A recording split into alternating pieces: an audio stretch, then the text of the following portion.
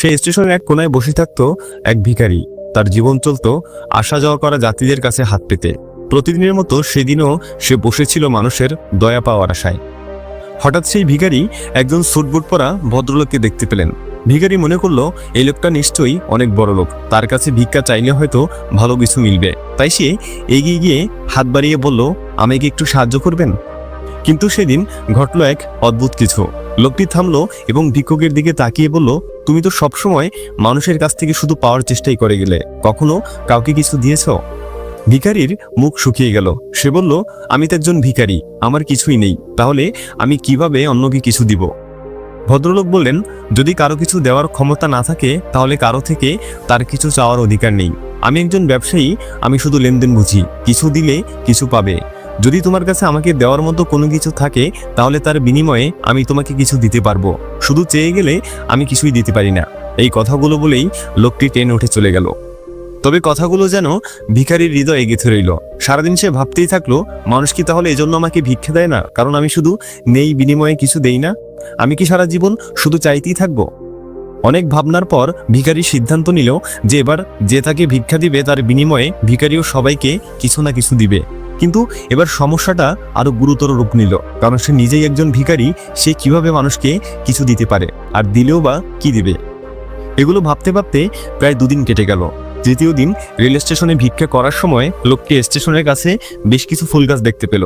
ফুলগুলো দেখা মাত্রই ভিক্ষুকটি সিদ্ধান্ত নিল যে যারা তাকে ভিক্ষা দেবে তার বিনিময়ে সে তাদেরকে কিছু ফুল দিবে।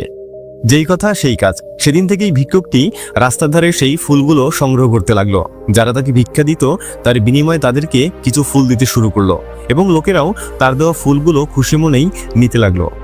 এবার পূর্বের তুলনায় সে অনেক বেশি ভিক্ষা পেতে শুরু করে। পাশাপাশি সে এটাও বুঝতে পারলো যে যতক্ষণ তার কাছে ফুল থাকে ততক্ষণই সে ভিক্ষা পায়, আর যখনই ফুলগুলো শেষ হয়ে যায় তখন তার ভিক্ষের পরিমাণটাও কমে যায়। একদিন সে ভিক্ষা করতে করতে স্টেশনে আবার সেই স্যুটবুট পরা লোকটিকে দেখতে পেল। লোকটিকে দেখা মাত্রই ভিক্ষুকটি তার কাছে ছুটে যায় এবং তার সামনে গিয়ে বলল, আজ আমার কাছে আপনাকে দেওয়ার মতো কিছু আছে। আপনি যদি আমাকে ভিক্ষা দেন তাহলে তার বিনিময়ে আমি আপনাকে কিছু ফুল দিব। ভিখারির কথা শোনা মাত্রই সেই লোকটি ভিখারিকে কিছু টাকা দিল, যার বিনিময়ে ভিখারিও তাকে কিছু ফুল দিল। এবং তারপর সেই স্যুটবুট পরা ব্যবসায়ী বলে উঠল, বাহ, আজ তো তুমি আমার মতো একজন বিজনেসম্যান হয়ে উঠেছ। এই কথা বলে লোকটি সেই স্থান থেকে চলে গেল। কিন্তু লোকটির বলা কথাগুলো আবারও ভিক্ষুকের মাথায় গেঁথে গেল, এবং তার কিছুক্ষণ পর সেই ভিক্ষুক কিছু একটা ভেবে হাসতে শুরু করলো। তার চোখ মুখ দেখে মনে হচ্ছিল যে সে বুঝি সফলতার দেখা পেয়ে গেছে। অবশেষে সেই ভিখারি ট্রেন থেকে নেমে স্টেশনের সকলের সামনে দাঁড়িয়ে আকাশের দিকে তাকিয়ে চিৎকার করতে লাগলো এবং জোরে জোরে বলতে লাগলো, আমি কোনো ভিখারি না, আমি একজন ব্যবসায়ী।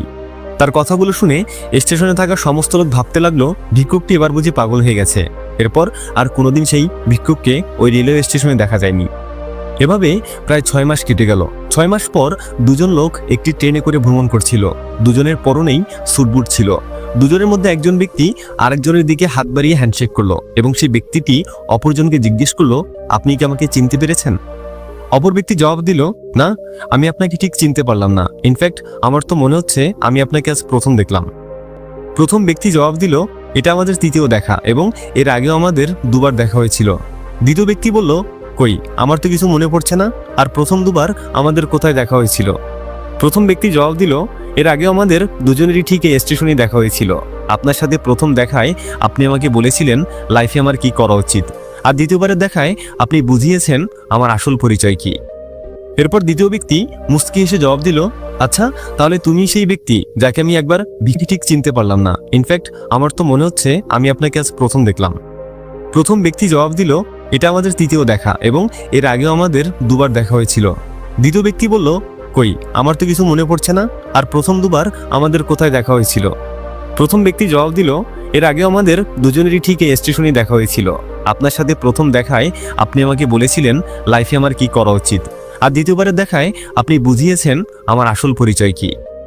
এরপর দ্বিতীয় ব্যক্তি মুস্কি এসে জবাব দিল, আচ্ছা, তাহলে তুমি সেই ব্যক্তি যাকে আমি একবার ভিক্ষা নিতে নিষেধ করেছিলাম, এবং দ্বিতীয়বারের দেখায় তোমার কাছ থেকে আমি কিছু ফুল কিনেছিলাম, কিন্তু হঠাৎ তুমি স্যুটবুট পরে কোথায় যাচ্ছ?